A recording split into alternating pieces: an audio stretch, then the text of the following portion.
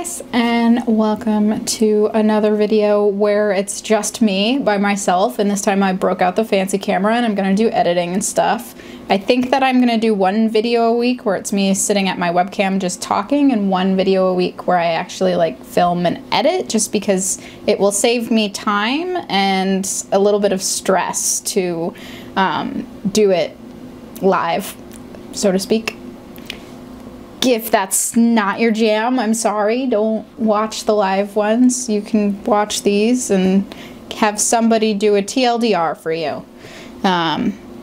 Anyway, the video that I wanted to make today is me talking about the books that I should have read last year but did not. And there is a theme, and I believe the theme is, this is a big-ass book, and I'm supposed to be reading other books for various reasons, or something along those lines. The other theme is, this is one of my favorite authors, or this is a new thing that I'm super excited about, but it's a big-ass book, and I'm intimidated. And maybe I'll talk about, like, why in particular it is with me that I get intimidated by large books, because it's not the size. I am very much drawn to large books naturally. Like, I like the content in them because they have more space to do with what they need to. It has a whole lot more to do with me and my mental health and my ability to stay focused on one book for any amount of time, and not having the time to like sit and read an 800-page novel like I used to be able to do. Anyway, let's get on with it. This one is not one that I bought in 2016, but it is one that I've had forever. This is the first volume of The Familiar, and by forever I mean a year. 2 years now? 2 years now. I've started it, and then I put it down, and I haven't picked it up again, and I was really enjoying it, and I need to read it, and I have since bought the next 2 volumes, and I still have not read the first one. So this guy needs to get read. Not just because I don't want to have wasted all of that money on all of these really beautiful objects that are like incredible stories that I'm sure will be mind-blowing at the end, but because I know for a fact that I'm going to pick up the 4th volume when it comes out, and that's a problem. I need to read the first one. I should have read it last year. I should have read it the year before. Maybe 2017? Hopefully. Oh my god, guys. Fingers crossed. The second one is the only one in paperback on this list, and that's The Dark Forest by Cixin Liu.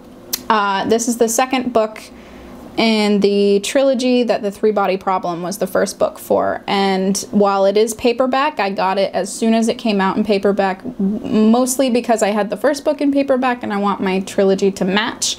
The third book has come out in hardcover, and I am waiting for it to come out in paperback before I start doing other fun stuff, but I need to read the second one, and I bought it right away as soon as it came out, and then it's been sitting here, and I'm excited about it, but I haven't picked it up. Maybe I'll do this one for Chinese New Year again? Maybe? Chinese New Year sequel? We'll see. This one I'm just super ashamed of. Again, I got it literally the day it came out. I love this author. I know I'm gonna love the book. Have not read it. It has been sitting in my bedroom since I've purchased it for months and months and months and months and months and months. And it's literally just because it's so large, and because I don't want to get halfway through and get distracted and then not finish it and like feel like shit. It needs to get read. It should have been read already. Horror, Stephen King's son, Joe Hill, just does a really great job in everything he does, and I've heard good things and I want to read it. It's just so big, guys. It's so large. Along the same lines, Crimson Death by Laurel K. Hamilton. A lot of you know that I really love Anita Blake. This is the newest Anita Blake novel. I got it when it came out. In fact, this copy I was like holding and stroking in the back room at work because it was strict on sale, so we couldn't sell it, but we had it and I wanted it. Unfortunately, my bunnies have gotten to it because I have left it in my room for so long that it fell off my bed onto the floor where it could be nibbled upon.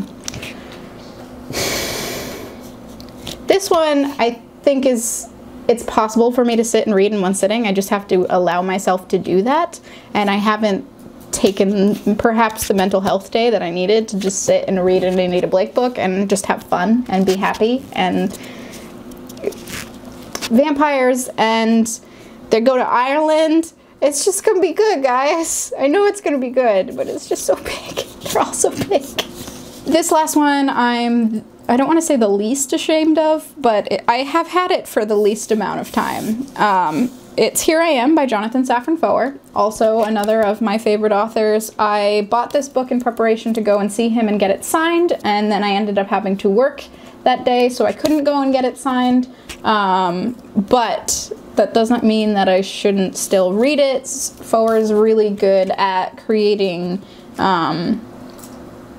not realistic narratives, but like poignant narratives, if I can get that across properly. The idea that his characters feel real and their problems feel real, and this one's here, and it's apparently trying to get at the heart of the human experience, and if anybody could do it, Foer's probably that guy.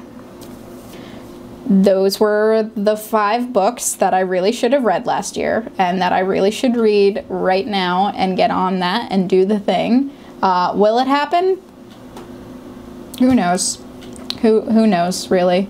I hope this was super short and I didn't ramble for too long. And I hope that you guys have a good 2017. Let me know if there are books that you were super excited about or are still super excited about and just haven't had the chance to pick up.